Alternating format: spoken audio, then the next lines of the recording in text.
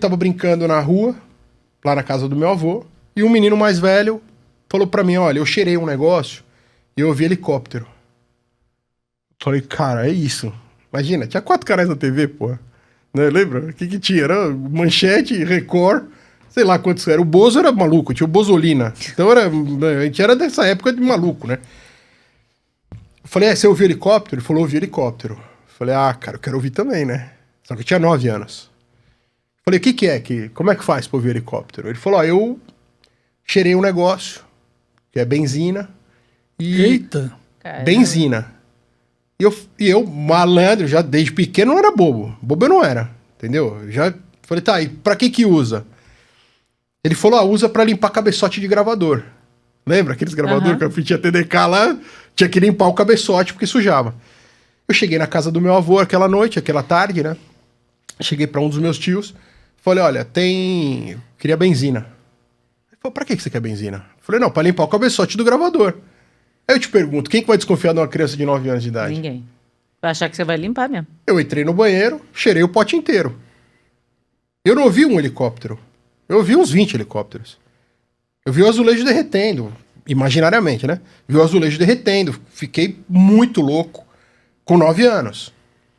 Só que aquela loucura anestesiou a minha dor. E meu pai não estava mais morto. E a minha mãe não tinha perdido a casa. E tudo aquilo que eu tinha passado sumiu da noite pro dia. Fez assim, ó. Então... Você falou, opa, isso aí é bom, que né? mundo que eu vou ficar? É nesse.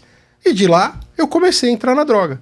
Aí comecei a usar tudo que me tirava do eixo, que me tirava daquela realidade que eu vivia, que eu não queria viver, até chegar, depois fui, da benzina fui pra cola de sapateiro, aí inventei que tinha aviãozinho, que eu queria montar aviãozinho, sabe aqueles aviãozinhos, era o modelo? E ninguém desconfiava? Ninguém desconfia. Aí ele falou do aviãozinho, ele chegava, avô, preciso de cola de sapateiro pra montar o aviãozinho. Eu vou sabe, tipo cola, alguma coisa, por quê ninguém desconfia? Porque quando a pessoa que sente a dor de verdade, ninguém vai saber.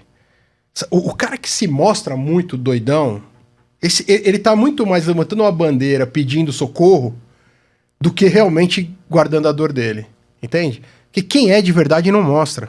Quem é de verdade, quem tá sentindo a dor de verdade não mostra. Você só vai pegar lá na frente.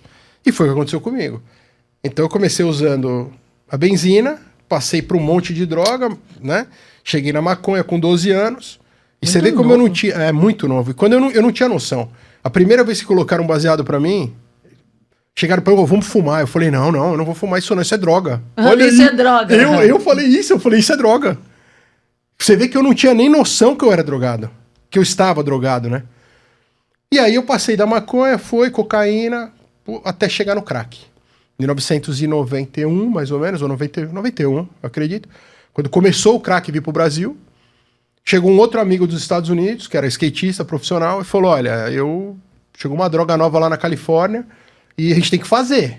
E aí a gente fez a droga, não vou dar a receita, mas a gente fez a droga. Pô, dá pra fazer assim? Dava pra fazer. Que isso? Dava pra fazer. Eu nem vendia, Boca, nem vendia. Na favela não vendia. Só vendia na... Você fabricava o crack?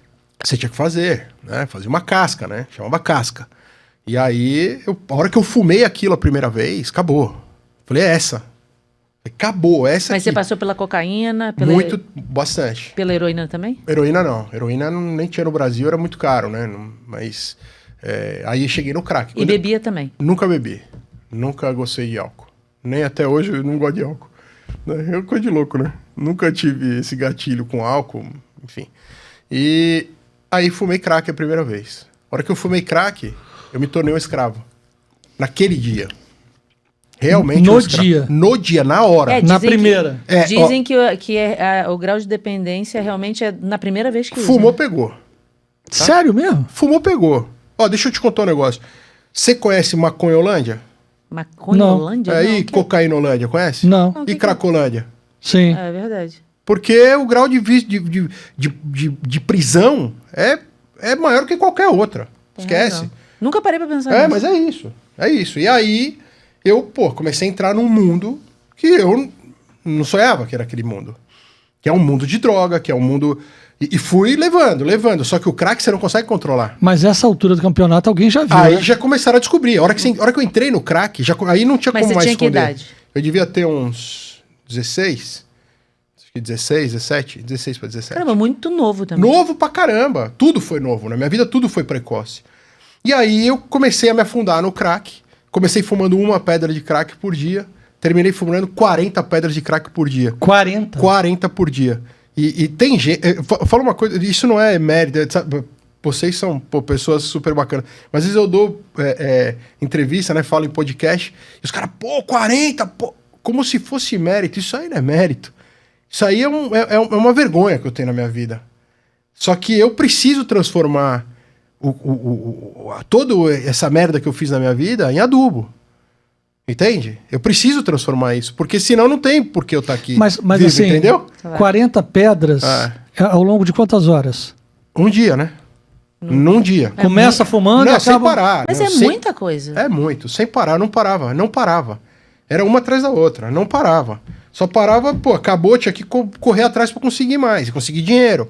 E conseguir... O que você sentia quando você fumava o crack? Crack é como a sensação de como todo mundo sente, né? Quer dizer, é um prazer que dura 10 segundos, sei lá, 15 segundos, depende. Pra uma pedra? É um pedacinho, né? 15 segundos dá um prazer enorme, quer dizer, tua dopamina explode realmente. Só que isso daí, imagina que é uma montanha-russa, tá? Te jogou lá em cima, a hora que você parou de fumar, puf, caiu.